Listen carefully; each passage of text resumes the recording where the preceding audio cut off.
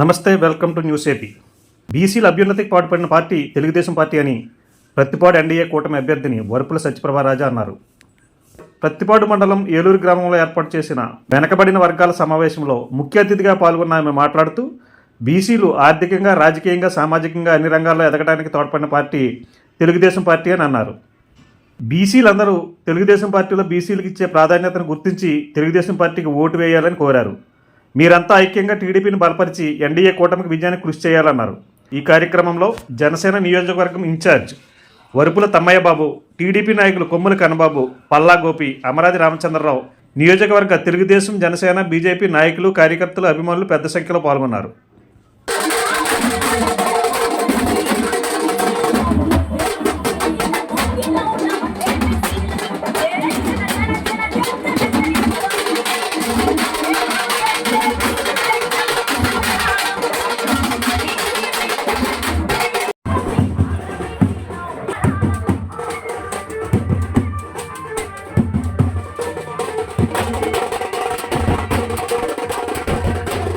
ఏదైతే బీసీ ఓట్లతో గత ఎన్నికల్లో అధికారంలోకి వచ్చిందో ఈ వైసీపీ ప్రభుత్వం, మొట్టమొదటిగా వారి అధికారంలోకి వచ్చిన తర్వాత బీసీల వెన్నుముక ఇచ్చింది.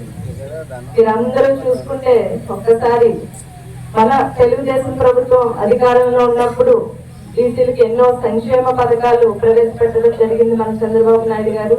వాటిని అన్నింటినీ కూడా ఈ వైసీపీ ప్రభుత్వం వచ్చిన తర్వాత రద్దు చేయడం జరిగింది.